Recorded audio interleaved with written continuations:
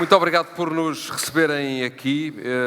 Eu estou numa fase que já não há poucas coisas que me impressionam, devo confessar, mas fiquei muito impressionado com a sessão de abertura, com o impacto da sala e com a forma vibrante como encontrei esta indústria. Há uns anos, talvez, é difícil situar isto no tempo, mas há uns anos nós, quando digo nós, digo o português médio, talvez tivesse achado que as agências de viagens e o setor do turismo, a montante, estavam em crise. Aquilo que nós temos verificado é que não só o turismo é hoje uma parte muito importante da vida portuguesa, como as agências de viagens souberam reencontrar o seu espaço, encontraram uma nova forma de estar com as pessoas e isso é muito, muito importante. Há duas palavras de agradecimento que eu quero deixar aqui, em nome da CNN, antes de dar a palavra, porque a palavra é deles, aos vossos convidados, não aos nossos convidados, nossos da CNN. Uma é para o Pedro Costa Ferreira e para a APAFT. O Pedro empenhou-se muito desde o primeiro momento neste encontro, destas pessoas que estão aqui ao meu lado, e eu apercebi-me ao longo destes meses de conversa, e por conversas também várias que fui tendo, que ele tem sido um extraordinário líder desta área. Todos os setores mudam, se transformam, precisam de novas pessoas, mas eu acho que ele deixa um bom legado e merece um aplauso aqui da plateia.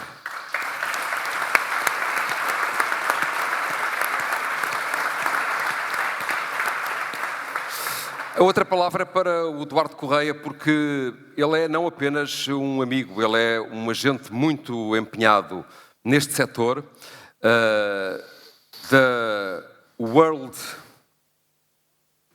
Ele gosta mais que se diga W2M. E é assim que nós devemos dizer, que é uma das entidades que está mais presente e mais vibrante. Bom, vamos começar, não vamos perder tempo. Como é que nós combinamos aqui a nossa sessão? Que responde à pergunta política: temos futuro? Bom, eu acho que a resposta é mais ou menos evidente, mas eu depois vou moderar um pouco a conversa entre os três, mas o que nós, num encontro breve que tivemos, combinámos foi quase um statement de cada um e depois entrarmos em diálogo, digamos assim. Eu vou inverter a lógica das coisas. Isto é, quando nós falamos do futuro, vou começar pelo mais novo. E o mais novo aqui, tanto quanto eu me percebo, é o Miguel. É o Sebastião. Ele paga sempre esse preço, mas ele costuma estar à altura da responsabilidade. Temos futuro, claro, não, Sebastião? Bom dia a todos. Reproduzo, obviamente, os agradecimentos pelo muito simpático convite ao Pedro Costa Ferreira e ao Eduardo Correia. E é muito bom estar aqui convosco. Obrigado também ao Nuno Santos por ter aceitado o convite para moderar este painel. E é bom estar aqui com dois ex-ministros. Eu também sou um ex-cabeça de lista, portanto somos todos ex-qualquer coisa. Mas começar por dizer se temos futuro ou não, eu acho que a resposta mais simples, para dar uma perspectiva europeia, que é que eu acho que pode ser mais interessante para vocês na vossa atividade, se temos futuro ou não, eu acho que a resposta é muito simples, nós não temos outra hipótese que não seja ter futuro. A questão é que futuro é que vamos ter, que futuro é que o tecido empresarial português vai ter, que futuro é que o vosso setor pode desempenhar nesse futuro e para o nosso país o quadro particular que irá enfrentar, também no contexto europeu e no contexto internacional. Eu acho que não é exagerado dizer que vamos viver num contexto diferente.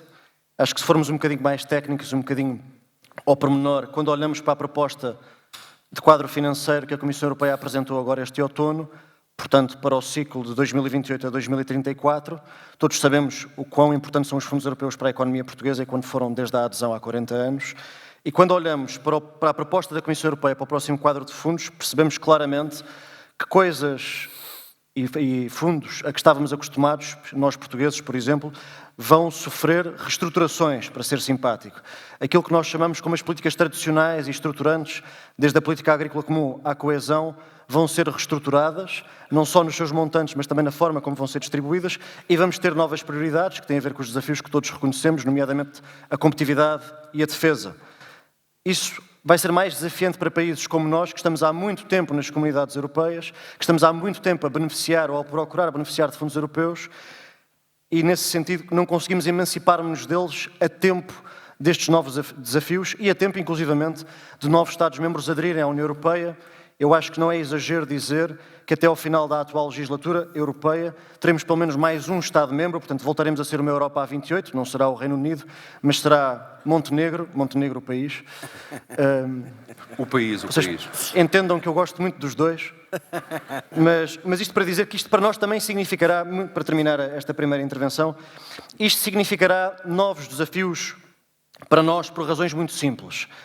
A União Europeia vai ter mais despesas, mais prioridades, com o mesmo dinheiro. O que quer dizer que nós vamos ter as mesmas despesas com menos dinheiro. Fundamentalmente é isto, que se vocês pensarem bem, se pensarmos bem, se fizermos uma reflexão, a União Europeia não conseguiu aumentar o seu número de recursos próprios entre o último quadro financeiro, onde não havia, por exemplo, guerra na Ucrânia, nem havia a percepção clara da Comissão Europeia de que sem um salto económico europeu não conseguiria ter peso geopolítico. Essa é claramente a grande diferença entre o primeiro mandato da Ursula von der Leyen e este segundo mandato. Eu acho que, e para vocês que estão no tecido empresarial sentirão certamente isso. Antigamente, a prioridade poderia ser business as long as it's green, ou seja, a prioridade podia ser o setor privado desde que o ambientalismo ou o lado ecológico da perspectiva e da política pública fosse salvaguardado. Agora, a lógica da Comissão está invertida e temos it can be green as long as it's business friendly. E isto é uma realidade nova nas instituições europeias e vocês poder-me dizer, ok, para nós empresários, para nós que estamos no tecido económico, para nós isso são old news, há anos que nos estão a prometer isso. Há anos que nos estão a prometer esse salto económico, há anos que nos estão a prometer sermos considerados ou sermos tomados como prioridade europeia, mas posso-vos dizer, por exemplo, só mesmo para terminar com um número, que desde o início, desde que a Comissão tomou posse, portanto, há cerca de um ano, fez um ano há 3 dias, a segunda Comissão de von der Leyen, que todas as obrigações administrativas e ambientais, até ao final desta legislatura, presume-se que 80% das empresas na Europa recebam um alívio dessas obrigações. Por exemplo, todas as empresas que tiverem menos de 1.000 trabalhadores ou uma faturação anual líquida inferior a 450 milhões de euros, ficarão isentas de 80% dos relatórios sociais e ambientais que foram aprovados no primeiro mandato da Comissão. Atenção ao tempo. Portanto, nesse sentido, parece-me que, obviamente, que o Sr. Trump representa desafios, e também poderei falar deles, certamente alguns desafios bastante acentuados para nós no futuro, nos próximos 5 anos, mas também obrigou a Europa a olhar para si mesma e a perceber que sem proteger a sua economia, sem potenciar a sua economia, não seria levada a sério na arena internacional. Essa é uma mudança grande que poderá trazer oportunidades que falarei numa segunda intervenção. Obrigado pela que será mais curta. Miguel, bom dia. O Sebastião é um futuro ministro, portanto tem direito a ter mais tempo. Certo. Mas, no fundo, todos nós vamos viver no futuro, não é? Isso é o desafio que temos que encarar. O Miguel foi ministro, teve responsabilidades governativas, tem uma vida empresarial, é um viajante, ainda por cima, um incansável viajante. E é um espírito otimista. O meu copo está aqui a 3/4, mas o copo do Miguel está sempre meio cheio. Como é que a política pode ajudar o futuro? Antes de mais, agradecer o convite do Pedro Costa Ferreira e dizer-vos só à PAFTA é que podia trazer a CNN e fazer um debate deste em Macau. Mais nenhuma outra instituição em Portugal o poderia fazer. Eu sou de uma geração que não sabe viver sem a agência de viagens. Eu não circulo pelas redes, mas eu, sem a minha agência de viagens, eu não vivo. Dou uma importância muito significativa e foi com prazer que aqui estou aqui neste debate e agradecer também ao Duarte Correia, da W2N, a participação neste acontecimento. Eu acredito e sou otimista por natureza, mas, na realidade, o otimismo que nós podemos ter em relação ao futuro dos nossos países, do espaço em que estamos inseridos, tem muito a ver com a capacidade da organização política não atrofiar o desenvolvimento económico. E nós temos sentido muito isso na Europa. Eu trabalho muito noutros mercados. Ou seja, nós estamos aqui em Portugal há meses a discutir no ano 2025, estamos hoje perante aquela que é uma realidade inquestionável, que é o maior acordo de comércio, devemos isso aos Estados Unidos e ao Presidente Trump, que é o acordo do Mercosul, 700 milhões de consumidores, em que temos a possibilidade de, segundo os estudos da União Europeia, criar 440 mil novos postos de trabalho, com o que isso simboliza, e nós em Portugal estamos a passar ao lado, como somos um dos países mais importantes dentro desse quadro, nós, a Espanha e a Itália, estamos a falar de um espaço económico, social e cultural onde os países latinos têm uma influência muito significativa e passamos ao lado disso. E eu ontem, quando ouvi o discurso do Pedro Costa Ferreira, e ouvi o discurso do Calheiros, do Francisco Calheiros, em que vi as preocupações que eles têm, naquela que é hoje uma atividade central, eu que viajo imenso, eu não consigo encontrar aquela realidade, eu cada vez que chego a Lisboa, eu já escolho voos para chegar às 5 da manhã para não encontrar aquelas filas. Eu pergunto, mas isto é um país de turismo, o que é que nós aqui estamos a fazer? E viajo por países que são considerados muitas vezes terceiro mundo, e eu fico com aquela dúvida, quem é que é terceiro mundo? Há um mês estava na Argentina e saí e entrei do aeroporto cheio.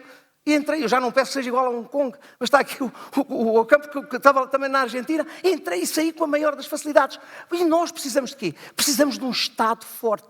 O que nós precisamos, acima de tudo, acreditem, eu não sou daqueles que acho que o Estado é o pai, que o Estado deve ter a referência, é conhecida a minha posição política, pública, em todas este tipo de atividades. Mas eu quero um Estado forte. Eu preciso de um Estado que seja capaz de ser um Estado que faz a fiscalização, um Estado que seja regulador, dentro de regras e com critérios, mas eu não quero um Estado que se sujeite aos concessionários. Eu quero um Estado que diga, o novo aeroporto de Lisboa, e ontem eu vi, essa foi a questão central, estamos aqui numa atividade económica muito importante para o país, o novo aeroporto de Lisboa tem que avançar, temos que ter critérios. E eu ainda hoje não percebi porque é que não se avançou, ninguém percebeu. Com o Montijo, ninguém percebeu, era uma alternativa de curto, médio, que poderia vir a ser de longo prazo. E de um momento para o outro vieram com questões ambientais e eu pergunto, onde estão aqueles que são os decisores políticos que têm a responsabilidade para essa mesma questão? O Presidente Reagan dizia de uma forma muito clara, o Estado pode nos dar tudo o que nós queremos, mas também nos pode tirar tudo aquilo que nós temos. Esta é que é a grande realidade. Nós precisamos de um Estado que seja exigente, que seja presente, mas que acima de tudo seja capaz de ter uma relação muito direta entre o Estado e o cidadão, entre a administração e aqueles que têm responsabilidades. E isto não me venham com a conversa que é muito mais liberal do que aquilo que deveria ser. Aliás, nós hoje olhamos para a realidade política em toda a Europa. Ontem estava aqui em Macau e vi que a ex-vice-presidente da União Europeia foi presa por fraude. Isto é, deitar gasolina para cima da fogueira, é entregar aos fatores mais populistas das sociedades, dentro da Europa, que já tem muitas dificuldades de governação, e nós hoje vemos, ainda hoje o desafio que o Presidente Putin fez, dizer, bem, se a Europa não quer o acordo de paz na Ucrânia, então nós estamos preparados para a guerra. Não nos levam a sério. E nós precisamos de ter capacidade de decisão, precisamos de ter lideranças. E nós hoje olhamos para a Europa e onde é que elas estão? Eu encontro, em Itália consigo encontrar uma liderança forte dentro daqueles que são os grandes países. É uma liderança, a França é hoje um país que em circunstâncias normais nós tivemos uma intervenção na nossa economia numa semelhança em 2011, muito semelhante àquela que foi hoje a realidade económica e social da França. Eu já nem falo da realidade política. E vamos ter a realidade do que é que será da Europa se o Sr. Bardella for presidente da França. Como é que nós vamos saber viver e conviver? Por isso eu digo-vos, nós o que precisamos, e estamos em momentos determinantes, nós o que precisamos é de encontrar a capacidade de o Estado ser forte, de percebermos que o sucesso nunca é definitivo, mas que o fracasso pode ser fatal. E nós temos que ser suficientemente resilientes para compreender e para perceber que precisamos de dar legitimidade e aqueles que recebem a legitimidade têm que saber que o discurso das facilidades não tem razão de ser. Uma última referência está ali o Pedro Machado e quero deixar aqui um abraço. Tem feito um trabalho extraordinário, eu agora acompanho de fora, mas tenho tido a oportunidade de o encontrar em alguns momentos, como o nosso cônsul que aqui está, é um diplomata que aprecio por aquilo que sei que tem sido a obra, conheci-o quando ele era cônsul em Benguela e tem feito um trabalho também extraordinariamente importante. Obrigado, Miguel. Já voltamos a conversar. Adalberto, sem o querer condicionar, quando falamos de política e falamos de futuro, isso implica mais Estado ou menos Estado ou um Estado presente de forma diferente? Bom, em primeiro lugar, permita-me, Nuno, que saúde o Pedro Costa Ferreira e também o Eduardo Correia e todos aqueles que aqui estão. Enfim, penso que perto de 1000 participantes nesta sessão. Depois dizer que eu vou falar um pouco eu diria, não digo em contracorrente, mas de uma maneira diferente daquilo que um jovem promissor político, seguramente, que a breve prazo terá grandes responsabilidades no nosso país, e de um homem com muita experiência política, que é o Miguel, vou-vos falar de um país que eu vivo como vós, muitos de vós, e que experienciou aquilo que foram os últimos 50 anos. A APAV tem 75 anos de idade e faz o 50º Congresso. Eu não faço parte daqueles que ignoram a história ou que têm a ideia de que um país como o nosso, um país milenar, que tem, de facto, uma história de sucesso nos últimos 50 anos, está condenado ao fracasso. Nós somos um país de sucesso. Somos um país que fez muito em pouco tempo, naturalmente, tem um anátema que ainda não consegue ser simultaneamente aquilo que eu considero ser o ideal, que é simultaneamente um país decente e um país eficiente. Quando nós conseguirmos isso, então teremos atingido o nosso desiderato estratégico. Mas nós somos um país multicultural, um país que conseguiu transformar o seu produto em cerca de 50 anos em 10 vezes, um país que consegue hoje, por exemplo, em indicadores de educação, como é o PISA, estar à frente da Itália e dos Estados Unidos, um país que, sendo a 44ª economia do mundo e em PIB per capita a 40ª, tem em indicadores de saúde resultados que nos projetam para o 15º lugar. E os senhores fazem parte do motor da economia de um país diferente. Num tempo em que o conhecimento se duplica hoje, em cerca de 6 meses, nós podemos, sobre uma determinada matéria, com a ciência dos dados, com a inteligência artificial, podemos duplicar o conhecimento, o que acontecia no século passado em décadas ou mais do que isso. Mas também um país com muitos desafios. Se nada for feito, daqui por 25 anos, Portugal, que é hoje o segundo país mais envelhecido da Europa, a seguir à Itália, será seguramente o país mais envelhecido do mundo.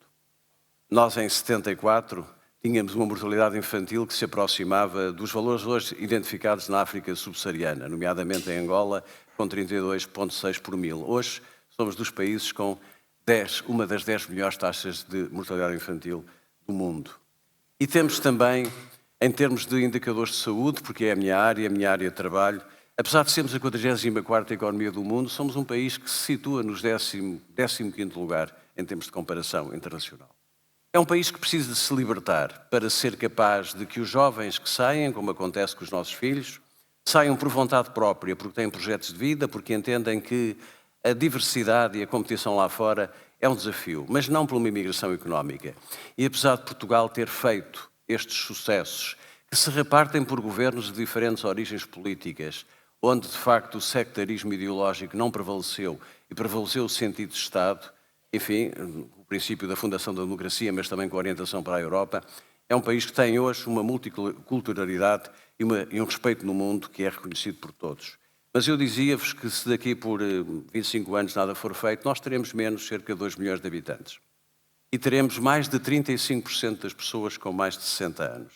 Este é um desafio demográfico que está a ser pouco discutido. Está a ser pouco discutido não apenas em Portugal, na Europa, mas também no mundo. O mundo entrou pela primeira vez numa fase de platô demográfico e, portanto, nós vamos ter menos gente. Para concluir e para vos deixar uma nota de grande otimismo, vocês têm demonstrado que, por aquilo que têm feito na vossa área profissional, naturalmente, nesta tão importante indústria que é do turismo, têm feito pelo país aquilo que o país é, o 7º país mais seguro do mundo, percepcionado como um porto de abrigo e como um refúgio na Europa em termos de segurança. Um país que tem, efetivamente, uma projeção internacional que resulta do trabalho dos nossos imigrantes que estão fora, que são muitos milhões. E uma associação como a vossa, onde se congregam industriais de tantas áreas, não apenas na área das agências de viagens, mas também das indústrias corporativas, tem feito com que Portugal hoje tenha 75% das suas exportações para a União Europeia, seja Portugal um país que está no epicentro da multiculturalidade, e, portanto, eu, para responder e para terminar, dizer ao Nuno, eu acredito muito em Portugal, acredito que o que nós fizemos em 50 anos pode ser potenciado e pode ser feito muito melhor. E o que é preciso fazer, como o Miguel dizia, não é tanto a questão do tamanho do Estado, se é maior ou menor, se é pior ou melhor.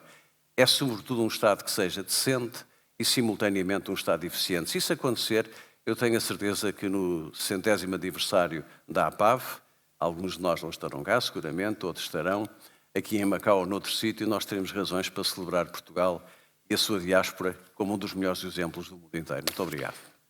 Bom, a pessoa que tem mais probabilidades de estar é o Sebastião. a pessoa que tem mais probabilidades de estar aqui, dos presentes no palco, é o Sebastião. No 100º aniversário. Já sair de primeiro-ministro. Vamos ver. Hoje em dia, quem está Porque Já sair de primeiro-ministro e a com candidato com a longevidade. Eu gostava de colocar outro tema à mesa. De certa maneira, de forma mais direta ou mais indireta, todos tocaram no assunto nas vossas intervenções. Mas gostava que o levassem um pouco para o setor que está aqui em causa, a partir dos vossos pontos de vista, porque os especialistas são eles, não somos nós, eu então não sou de todo. Mas que tem a ver com a competitividade da nossa economia e da nossa economia no quadro europeu e no quadro mundial, digamos assim. Porque hoje uma das questões que está sempre na ordem do dia é a economia portuguesa. Até cresce acima da taxa europeia, mas é pouco competitiva. A Europa, então, é muito pouco competitiva quando a comparamos com mercados emergentes ou com outros mais sólidos historicamente. Como é que vocês olham, cada um de vocês olha para essa realidade e como é que nós podemos transformar essa realidade, até cruzando um pouco com a ideia que o Adalberto tocava agora, que é a saída de Portugal dos nossos jovens, não é? Queres começar tu? Não, sobre a questão da competitividade, aquilo que também queria partilhar convosco há pouco, é que, obviamente que é conveniente dizer isto em frente a uma plateia de empresários, pequenos, médios e grandes empresários, mas é preciso perceber que, para o corpo político, governe quem governar, fosse o PS, fosse o PSD, fosse o Chega, fosse quem fosse, é importante perceber que, diante deste quadro europeu de que vos falei, em que a reestruturação dos fundos europeus, dos quais nós ainda somos muito dependentes, quando olhamos para a arquitetura que a Comissão Europeia avançou para esses fundos, para nós que fomos um país particularmente dependente dos fundos da coesão, com a redução dos fundos da coesão, a única hipótese que Portugal tem de conseguir captar o mesmo nível de fundos europeus a que se acostumou, alguns dirão até em que se viciou, é através das suas empresas. É preciso perceber isso. Eu tenho a certeza que no Governo, eu não vi que estava aqui o Pedro Machado, peço-lhe desde já desculpa por não ter cumprimentado e continuo a não conseguir ver, mas o que é facto é que para qualquer governo de um país da Europa do Sul com as mesmas características do nosso, a ponte que nós temos para o financiamento europeu neste novo quadro financeiro, tanto que irá de 28 a 34, são as empresas por uma razão muito simples.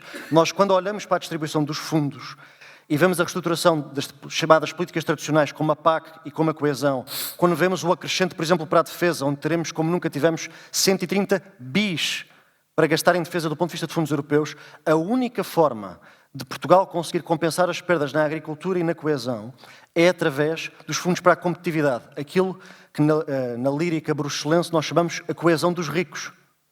Porque os fundos para a competitividade, obviamente, que privilegiam as economias mais desenvolvidas porque têm mais facilidade em concorrer a esses fundos.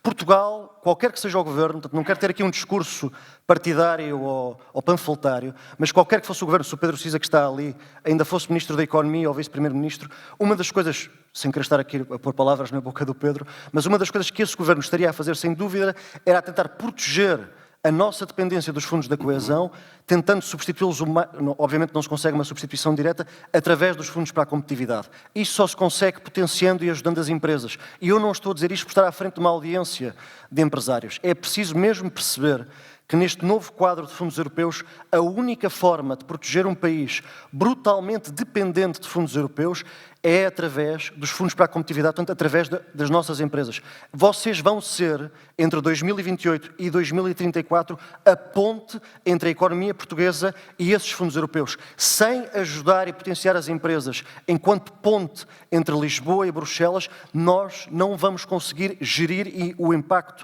que esta reestruturação dos fundos europeus vai ter. Não quero ter aqui um discurso excessivamente técnico, mas acho sinceramente que tenho a certeza que o Governo tem isto presente, não falando em nome do Governo, mas este novo quadro europeu de fundos é mesmo muito diferente.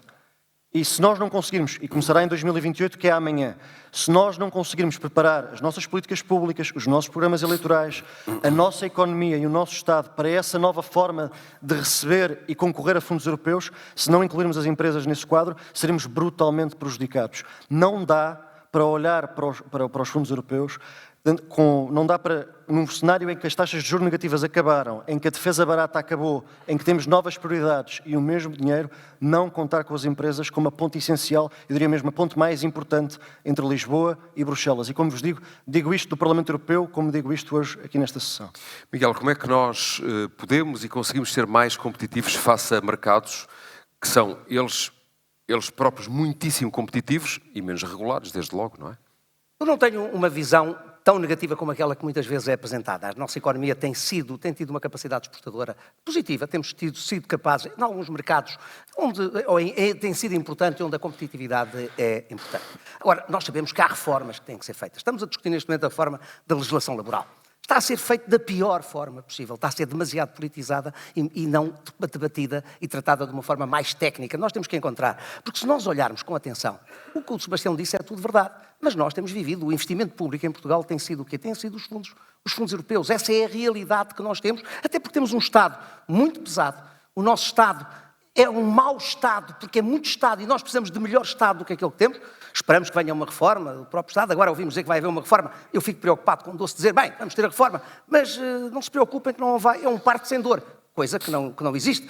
Os senhores têm empresas, todos sabem que qualquer reforma que tenham que fazer na vossa empresa, ela tem custos, tem responsabilidades e tem efeitos. Quer dizer, não é possível fazer uma reforma do Estado num parto sem dor como aquilo que está a ser apresentado. Nós, por isso, há pouco dizia, a questão da liderança implica, desde logo, a capacidade de afrontar e de enfrentar os problemas mais difíceis. Nós sabemos que o salário médio em Portugal é cada vez mais um salário mediano. Temos também nessa matéria que ser mais competitivos. Se não queremos que os nossos jovens, aqueles que são os mais bem preparados, vão para fora do país, não há uma família hoje que não tenha um jovem que não esteja a trabalhar fora. Eu tenho a minha filha mais velha, trabalha fora de Portugal, por uma razão muito simples, não só porque tem mais oportunidades, mas acima de tudo porque ganha mais do que ganharia em Portugal. E nós temos que ser capazes de olhar para essa mesma realidade. E isso significa que o Estado tem que ser responsável. Se nós virmos bem, quando se fala muito, compara-se muito a situação difícil que tivemos em 2010, 2011, entre nós e a Irlanda, nós esquecemos que a Irlanda faliu porque a banca faliu e em Portugal a banca faliu porque o Estado faliu. Há diferenças muito significativas. E quem naquela altura teve responsabilidades, nós chegámos ao fim do primeiro mês, não havia condições de pagar os salários da administração pública se não se acelerasse os apoios externos. E essas reformas que foram feitas deviam ter continuado no governo seguinte, com menos dor. Porventura não teria sido necessário ser tão exigentes. Mas é fundamental que nós saibamos que em Portugal há uma responsabilidade, tanto no Estado Central como no Estado local, porque quem paga esse esforço são as economias. Eu vi outro dia, devo dizer, toda a gente sabe qual é a minha área política, eu vi outro dia, em relação à EDP, a administração tributária tomou uma decisão que a EDP teria que pagar X de impostos. E vem um membro do governo, que é o guarda do cofre, vai dizer, não me parece bem. Quem tem que decidir isso? Se fosse em relação a nós, uma pequena ou média empresa que aqui está, ou a qualquer um de nós, cidadãos, seria que essa atitude seria essa? Não, a atitude seria de executar a decisão que foi feita. E nós temos que ser fortes também com os fortes. E esta é a realidade do Estado. Eu nunca me esqueço, gosto imenso de história, e nunca me esqueço, e termino com isso, com uma frase do Alexandre o Grande que dizia, um exército de leões liderado por uma ovelha perde a guerra, ao contrário de um exército de ovelhas liderado por um leão. E o que nós precisamos é de liderança, de eficiência e capacidade. Nós precisamos de afrontar com verdade aqueles que são os problemas. Não vale a pena dourar a pílula. Nós temos problemas reais na nossa economia, temos problemas reais na organização do Estado, nós temos a questão da imigração. Tem que ser dita, deve haver regras, deve. Mas nós precisamos, na economia portuguesa, precisamos de imigrantes. Não vamos fazer da imigração o combate da vida política e a diferença entre o partido A ou o partido B, ou a ideologia A e a ideologia B. Até porque muitos daqueles que hoje apoiam forças que são contra a imigração, conheço vários imigrantes, são daqueles que mais se servem da imigração. E o que seria do nosso turismo se nós hoje não tivéssemos, e vocês sabem isso melhor do que eu, se não tivéssemos a capacidade de recorrer à imigração? Agora, deve haver critérios, devemos olhar para as geografias da origem e ter aí uma capacidade de decisão, também devemos. Agora temos é que ser realistas e dizê-lo, não ter medo, não ir atrás do discurso mais populista, que parece mais eficiente, mas é um discurso tão perigoso que vamos pagar caro se seguirmos esse caminho. Está entendido. Adalberto, acha que, de certa maneira, a polarização política que assistimos em Portugal pode, ou está mesmo, a condicionar a questão do nosso crescimento económico, da nossa direção, digamos assim? Em certa medida está, mas eu, antes de responder a isso, eu queria dizer que há muitos anos que eu acredito que um país faz com desígnio estratégico. E quando nós falamos de economia e falamos de turismo, temos nesta sala pessoas que asseguraram em maiorias políticas diferentes essa continuidade estratégica. O problema na política são os abalos telúricos, são os sobressaltos, são a excitação. É a falta de visão do médio prazo. Eu, há muitos anos, se calhar eu e o Presidente atual, Marcelo Rebelo de Sousa, somos dos poucos que defendem sozinhos, falando do urbi et orbi, a necessidade, por exemplo, de um pacto na área do setor da saúde. Ora, a economia vive de uma compreensão estratégica do país. Não é um governante que está há 2, 3 anos, 3, 4 anos, que se vai sobrepor ao tecido económico, ao tecido social, àquilo que são o trabalho destes senhores que estão daquele lado. E, enfim, vocês tiveram aqui apresentações, eu vejo aqui à frente, sou suspeito, porque vejo aqui à frente uma pessoa por quem tenho grande admiração e estima, aliás, fomos colegas e companheiros de governo, faz-se com entendimento ao centro, faz-se com aquilo que a Alemanha há muitos anos aprendeu no pós-guerra. Nós não temos que nos preocupar com a espuma dos dias, porque exaltados, enervados e descontrolados existirão sempre. E existirão tanto mais quanto nós, ao centro, fomos incapazes de resolver os verdadeiros problemas das pessoas. A eficiência, que eu falei há pouco, a endogamia de uma burocracia infernal. O Miguel fala, e muitas vezes nós em privado, como comentamos sobre isso, sobre a preocupação dele de ouvir falar de uma reforma de Estado que é feita sem dor. Mas também aí, talvez por minha condição de partida profissional, eu digo, antigamente havia parto com dor e agora há epidural. É possível fazer uma reforma sem sofrimento. É preciso perceber que Portugal foi um Estado corporativo até ao final do Estado Novo. As corporações formalmente saíram do país, mas o país não saiu de um Estado corporativo. Nós vivemos enredados numa lógica corporativa, numa lógica de um conjunto de elites que é muito restrita. Portugal é um bocadinho como a cidade de Coimbra, que é a cidade do conhecimento, porque eu digo na brincadeira, todos conhecem uns aos outros. E, portanto, quando não há distanciamento entre as elites políticas e económicas, quando não há um escrutínio, que é um escrutínio que tem que ser exigente, tem que ser ativo, tem que ser forte, quando nós deixamos de ter na política a ideia de que a mulher de César não basta parecer, quando há, digamos, com toda a frontalidade, a falta de decência de perceber que as portas giratórias são um péssimo serviço que se presta à qualidade da democracia, isso apenas fará com que os extremismos à esquerda e à direita floresçam. Tivemos, na década de 90, os extremismos de esquerda, estamos a ter agora os extremismos de direita, o remédio é só um. Resolvamos os problemas da economia, o problema das pessoas, e não nos esquecemos que, apesar do quadro bonito que eu vos pintei e que é real, eu tenho muito orgulho nestes 50 anos de democracia que tenho vivido, não nos esquecemos que Portugal está hoje num país muito mais desigual. E as desigualdades são o fermento que alimenta a contestação, que alimenta a frustração, que alimenta a raiva. E uma sociedade baseada na raiva, na inveja e no rancor é uma sociedade que alimenta o ódio. Nós temos convosco, não a política, mas a economia, e os agentes promotores da economia são aqueles que podem fazer pela melhoria da produtividade, pelo acordo da concertação social. Está aqui o Presidente da Confederação de Turismo, tem tido um papel extraordinário na concertação social. É na concertação social que se faz a epidural. É aí que se estabelecem compromissos entre quem trabalha e entre quem tem o capital. Porque esqueçam, acabou o tempo em que o domínio do capital sobre o trabalho ou do trabalho sobre o capital era possível. Não é mais possível. E é em diálogo social e construindo, de facto, uma lógica que seja de desígnio estratégico que nós devemos trabalhar. Eu sei que o Nuno tem uma pergunta marota no final. Eu vou antecipar. Ainda tenho mais dois temas. E estou a ver o tempo a passar. Eu depois falarei sobre isso, sobre o desígnio estratégico e sobre o que é a visão do país e do mundo. Ainda tenho aqui mais dois temas, já não temos muito tempo, mas já agora gostava de ouvir, se forem breves, quer o Miguel, quer o Sebastião, sobre esta questão.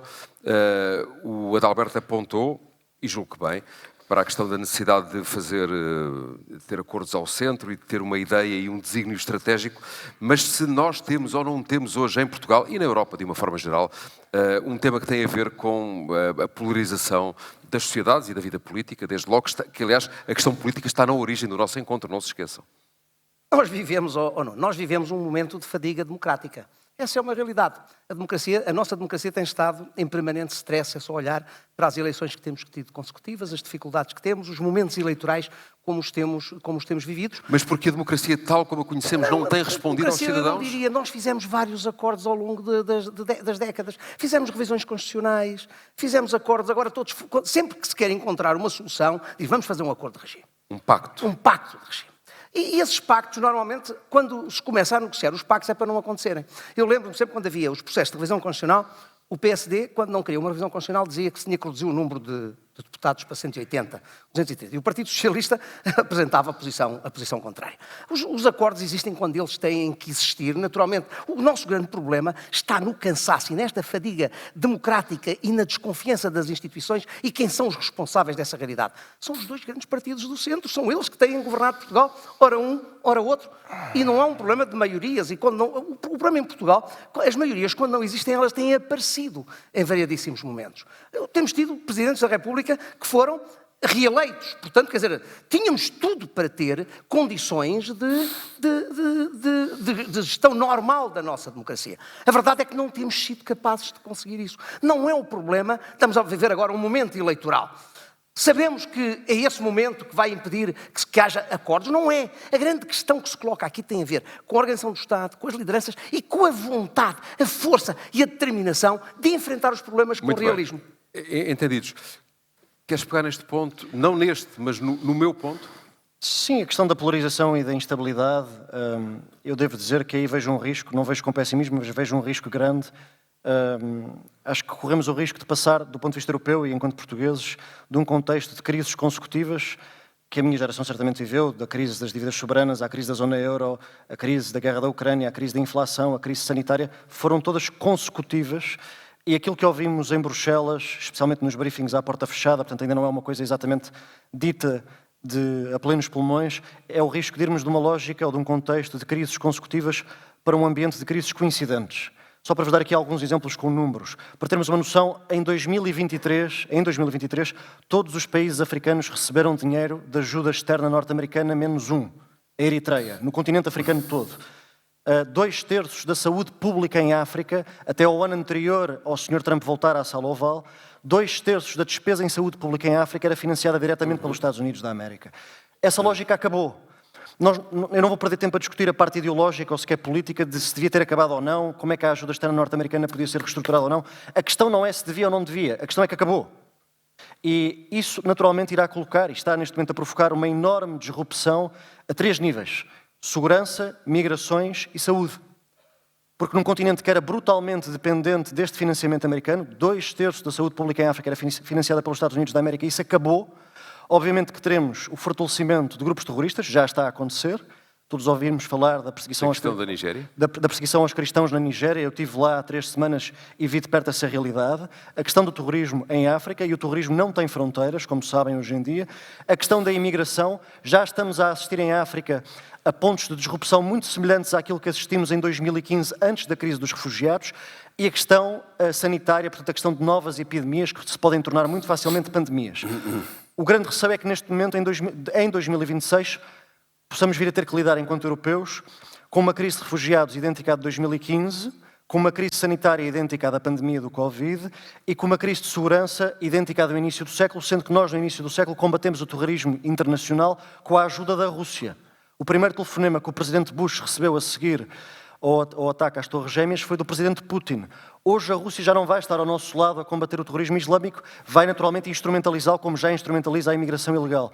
É esta coincidência de desafios que naturalmente também irá disromper os nossos sistemas políticos. Vocês pensem só, se o Sr. Farage, se a AfD e se o Sr. Bardella já estão em primeiro nas sondagens, sem ataques terroristas, sem crise de refugiados e sem pandemia, o que é que acontecerá se estas crises coincidirem? Portanto, sim, a estabilidade será uma questão no próximo ano. Bom, vamos acelerar um pouco de modo a proporcionarmos aqui um almoço bom e a tempo e horas a toda a gente.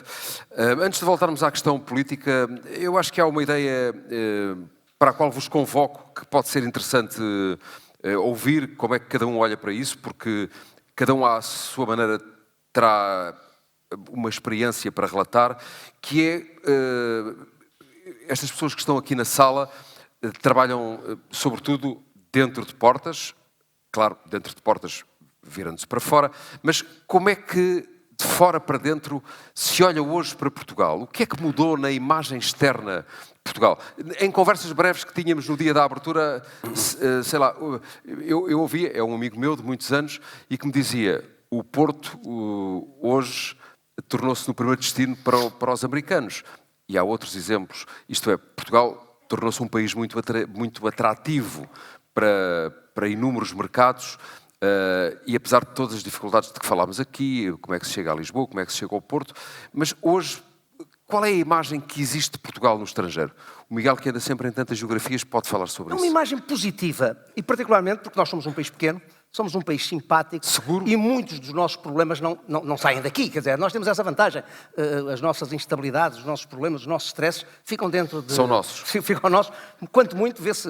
Eu vejo muito em Angola, por exemplo, a televisão mais vista em Angola é a CNN. Não conta para as audiências, infelizmente, para vocês, para nós. Mas a verdade é que eu vejo, quer dizer, em Luanda toda a gente... Saímos à rua e as pessoas falam da CNN. Portanto, aí acompanham a realidade portuguesa. Portugal está na moda. Agora temos é que saber potenciar. Eu vi outro dia, parece corriqueiro, mas não é. Eu vi tantas críticas outro dia ao Ronaldo, porque foi. Vi críticas de várias entidades em Portugal. Eu tive orgulho naquilo que aconteceu. Estava ao serviço da Arábia Saudita ou não, era um português, estava ali numa posição de destaque, fez falar de Portugal como não se fala, mas em Portugal foi logo a questão da inveja. Nós somos reféns. Eu tenho um amigo meu, também ligado ao turismo, que me diz sempre, Miguel, a inveja é a ambição. É a ambição desmedida daqueles que nunca vão ter ambição. Esta é que é a realidade.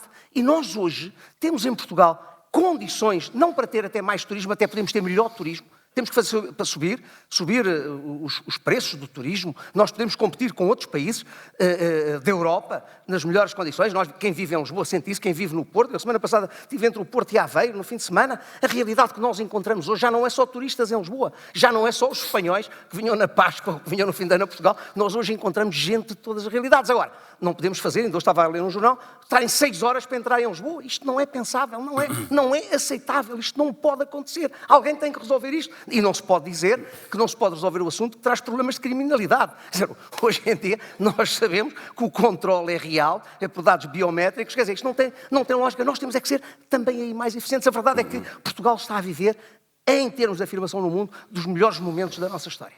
Adalberto, Portugal tornou-se um país mais...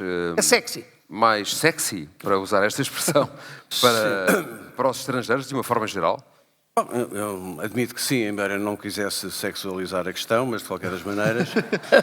Nada como uma visão conservadora. Depois da forma epidural, Adalberto. O Miguel sabe que nos aproxima muita coisa, mas também que nos separam algumas. E, naturalmente, nós temos quadros de referência e até de valores diferentes. Eu sou um fã do Cristiano Ronaldo, acho que o Cristiano Ronaldo é um dos maiores ativos que Portugal gerou e provavelmente no nosso tempo e nos tempos vindouros não haverá outro. Mas eu não abdico em nenhuma circunstância daquilo que é o meu quadro de referência de valores. E, portanto, para mim, um Estado que desprotege as mulheres, que maltrata as minorias, não é por isso que qualquer pessoa imbuída de um espírito de agente comercial merece ao menos respeito, ao menos consideração por aquilo que eu possa dizer. Dito isto, eu queria vos dizer o seguinte. Portugal tem futuro? Tem. Portugal pode ser um porto de abrigo? Tem. Tem que resolver coisas que são simples. Somos um país pequeno.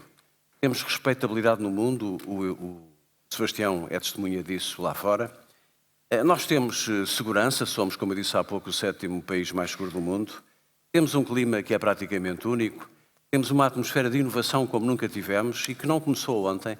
Eu, quando falo da continuidade das políticas, falo nesta ideia de que o exercício da política e da vida pública é um exercício de estafeta em que se passa o testemunho e que todos aqueles que estão acrescentam alguma coisa ao que vem a seguir, independentemente de ser de uma família política diferente. Temos também uma marca global. Portugal hoje é visto como uma marca global e aí sim o Cristiano Ronaldo contribui para que essa marca exista. O que é que nós precisamos? Meus caros amigos, vocês têm o poder de desenvolver o país e de ajudar os políticos sempre a acabar os mandatos com muita dignidade. Primeiro, precisamos de demografia. Nós temos uma sociedade que está a envelhecer e a morrer. O índice vital não substitui as gerações. Isto é crítico e tem que se fazer de alguma forma, ou com nacionais ou com não nacionais. Precisamos ter uma visão integrada entre, por exemplo, aquilo que é um setor muito bom em Portugal, que é o da saúde, o turismo e com a sustentabilidade. E deixo aqui uma nota final. Uma nota final que não tem muito a ver com este debate, mas que talvez fosse o maior desafio estratégico que Portugal tem para ser visto de fora como um país reliable, de confiança, que tem todos estes ingredientes e estas amenidades, mas é um país onde o sistema de justiça funciona à prova de bala. Nós não podemos ter um sistema de justiça que não funciona, que não distingue aquilo que é bom do que é mau, que acusa sem provas, quando tem provas não condena. E isso significa não apenas no plano individual e muito menos na política, porque quem vai para a política tem que estar disposto e preparado para isso, mas na economia. E os custos de contexto relacionados com uma justiça que é tarda a dar respostas, que é cara. São custos de contexto muito elevados. Se nós conseguimos fazer essa reforma, na reforma do Estado, conseguimos reformar a justiça, não tenho dúvida nenhuma de que Portugal, no próximo tempo, estará na linha da frente dos países da Europa. Bugalho, o Sebastião Bugalho tem um futuro fabuloso, já brincámos com ele isso várias vezes, mas há uma coisa que nos une a todos nesta mesa, naturalmente o Nuno tem responsabilidades diferentes, é que nós queremos um Portugal europeu, um Portugal atlântico, um Portugal alinhado com a NATO e um Portugal que resiste a esta tentação de que a extrema-direita e a extrema-esquerda têm de que é possível ceder perante o inimigo externo. E o inimigo externo na Europa tem um nome, chama-se Putin, está a leste e, portanto, Portugal tem que ser capaz de acumular no seu orçamento um esforço de defesa maior, tem que ser capaz de estar na linha da frente e ter uma voz com autoridade e com capacidade de respeito e, por isso, é tão importante, meus caros amigos, que no dia 18 de janeiro escolhem vocês quem escolherem Presidente da República, pensem bem naquilo que eu vos estou a dizer. Obrigado. Muito bem. Bem, já a salva de palmas. Por acaso, para fechar... Só para deixar claro que as palmas são para si, não são para o seguro, está bem? Eu, para fechar, por acaso, ia fazer aqui uma breve passagem pela questão presidencial e vou, não para declarações de voto, bem entendido, mas sabe-se quem é o candidato que o Adalberto apoia. Não estão cá representantes de todas as candidaturas, portanto, isto não é um debate. Eu sou o mais independente. Não é um debate sobre presidenciais, mas já agora, para fecharmos, eu aproveito uma parte do gancho para perguntar ao Sebastião se visto de fora, e ele hoje em dia passa a maior parte do seu tempo, ou uma boa parte do seu tempo, fora, para mim com pena, porque eu gostava muito quando ele estava na redação da CNN e ele passava lá bastante tempo connosco, antes de ter ido para a SIC, foi uma má decisão, é certo. Já está arrependido. Mas eu acho que o país ganhou alguma coisa quando conquistou para a política, devo dizer isso com a mesma franqueza com que lhe disse que era uma pena quando ele me veio convencer que ia escrever para o Expresso, que eu achei que era apenas uma boa desculpa para se ir embora da CNN. Mas agora, falando sério, vamos tocar aqui brevemente na questão da importância da eleição presidencial. Eu não quero falar de candidatos, mas gostava de te perguntar, aproveitando umas duas palavras que foram ditas aí, se olhando de fora, que é de onde tu olhas, se Portugal é um país mais sexy, um país de confiança, ou qual é o termo que tu és bom em termos que tu escolhes para nos descrever, observando de fora? Nós temos uma coisa, muito obrigado pela generosidade, aliás, parece que eu atravessei o mundo para vir ser elogiado pelos meus amigos, agradeço-vos muito. Mas é justo, é porque é justo. Como disse um primeiro-ministro britânico depois de perder um referendo, eu já fui o futuro uma vez. É verdade. Mas isto para dizer que, para responder à tua pergunta, é muito interessante ver que nós, Portugal, somos olhados de uma maneira diferente. Nós, no Parlamento Europeu, quando fazemos missões, temos sempre que levar deputados, eurodeputados, representantes dos partidos diferentes, naturalmente, mas dos países diferentes. E é muito interessante ver que nos vários continentes, quando conhecemos presidentes da República, presidentes de parlamentos, outros embaixadores, e estão aqui diplomatas, a percepção e a interação que os outros têm connosco, portugueses, é muito diferente daquelas que têm com o alemão, com o espanhol ou com o lituano. E eu não estou a dizer isto só por sermos portugueses, e posso-vos contar aqui algumas pequenas histórias. Eu estive no Conselho de Segurança Nacional em Washington, D.C., na primeira missão do Parlamento Europeu, depois do Sr. Trump ser reeleito, e o representante do Conselho de Segurança Nacional veio ter com a delegação, e a primeira pergunta que ele fez foi: qual de vocês é que é português? E a seguir veio ter comigo e disse, em inglês, I'm very sorry about Diogo Jota. Mas isto não tem graça nenhuma, mas é extraordinário. É a primeira coisa que o Conselho de Segurança Nacional tinha para dizer à delegação do Parlamento Europeu, lamento muito pelo Diogo Jota. Eu estive na Nigéria, como vos disse há pouco, numa missão do Parlamento Europeu, onde falámos muito sobre a perseguição das minorias religiosas, sobre o drama da insegurança naquela que é ainda a maior democracia de África, a Nigéria. Curiosamente, é a maior democracia da África, mas não tem um único embaixador indicado pelo seu governo nos últimos 2 anos, portanto, um desperdício enorme de influência. E nós perguntámos ao Presidente do Senado, em relação a essa perseguição e às minorias religiosas, em concreto às cristãs. E ele olhou para nós, não fui eu que fiz a pergunta, foi o chefe da delegação, que é alemão, Presidente da Comissão dos Negócios Estrangeiros no Parlamento, e o Presidente do Senado nigeriano veio ter comigo, estava com as vestes tradicionais nigerianas, tirou uma imagem de um santo português de dentro das suas vestes e disse-me, olha, isto das minorias religiosas é tudo verdade, mas a semana passada a minha mulher esteve em Fátima no 13 de outubro. Portanto, sem querer cair aqui no clichê ou no clubismo patriotista, É preciso dizer que nós, neste mundo onde os Estados Unidos da América estão a descartar a sua influência de forma abundante, eu tenho embaixadores americanos que me dizem, embaixadores de carreira, não os nomeados politicamente, que me dizem: eu tive 40 anos a informar europeus sobre o meu país. Agora vou perguntar aos políticos europeus coisas sobre o meu governo, porque o governo americano não fala com os seus embaixadores, porque acha que eles são criados de Bruxelas, e este é o termo deles. Portanto, os Estados Unidos da América vão continuar a ter uma supremacia militar, cultural, económica, na inovação, na tecnologia, mas vão perder um dos seus grandes ativos dos últimos 80 anos, a sua influência, a sua diplomacia. E aí a Europa tem uma chance, e aí Portugal tem uma chance dentro da Europa. Nós podemos ser ponte, nós podemos ter essa influência, e a Europa tem crescentes responsabilidades no mundo.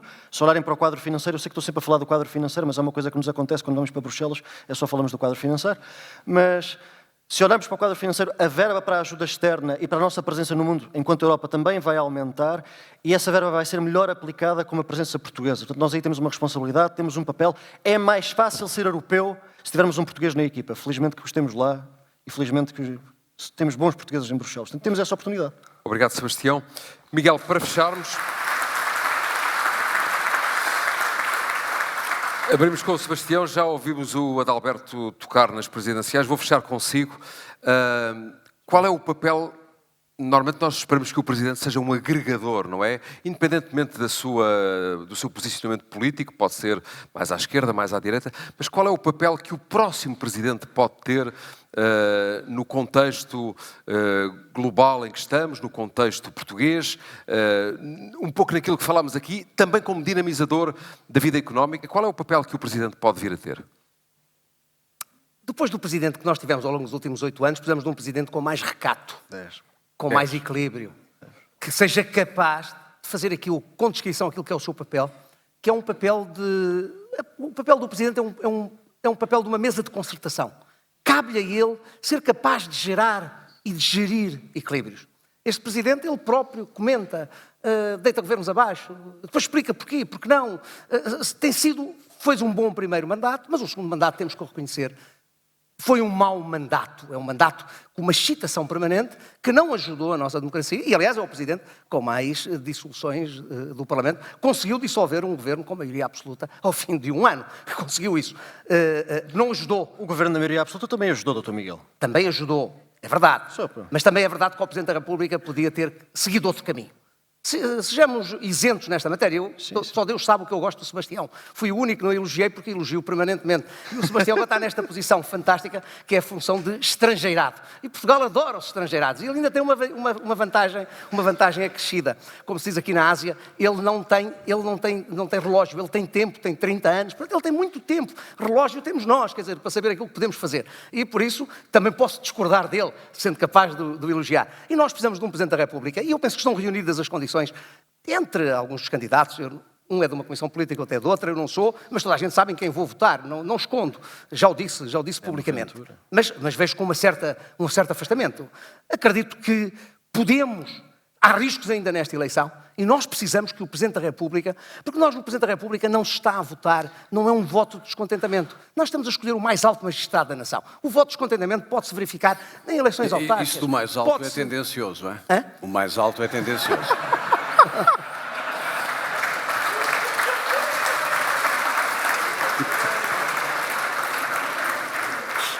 Adalberto, veremos quem vai à segunda volta. Depois da segunda volta nós discutimos isso. O Adalberto está com... Eu nunca vi o Adalberto tão ferozmente político como nesta eleição. Esperemos que no dia 18 de janeiro, à noite, o Adalberto continue com esta dinâmica. Mas eu sei uma coisa. Olhem que nós aqui temos uma plateia boa, mas relativamente pequena. Vocês não me obriguem a editar isto. Mas eu acho que não me obriguem a editar isto. Nós estamos muito aliviados do candidato não ser o professor Adalberto. Mas eu ainda vou ver o Adalberto no dia 19 do lado desta visão mais pequena. E esse depois será o problema que ele vai ter que explicar porque é que tem que seguir esse caminho. Não eu, ele vai ter que seguir esse caminho. Eu acredito que há condições para que o próximo Presidente da República tenha um papel importante no desenvolvimento do país, que tenha um papel importante a ajudar. O Presidente da República não pode ser uma força de bloqueio. Tem que ser alguém que tem que ajudar naqueles que são os momentos decisivos em reformas que têm que ser feitas. Espero isso. Há condições. Alguns dos candidatos têm condições para poder fazer isso sem ter de estar a dizer que é o Meus candidato A caros. ou B.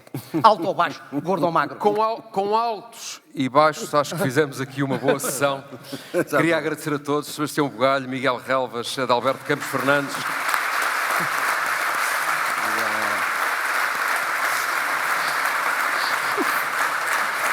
Em nome da CNN Portugal, e quero agradecer uma vez mais o gentil convite que nos fizeram para fazer parte do vosso evento, com o qual ficámos todos muito bem impressionados desde a primeira hora.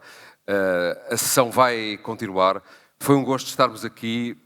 Esperamos todos os 4 que estamos no palco, eles 3 em particular, mas julgo que posso falar em nome de todos, que tínhamos valorizado também esta vossa sessão. A nossa ideia e o nosso objetivo foi esse, e que tínhamos contribuído para termos aqui 1 hora e alguns minutos de boa conversa e com algumas boas pistas para o futuro. Boa tarde e muito obrigado. Muito obrigado.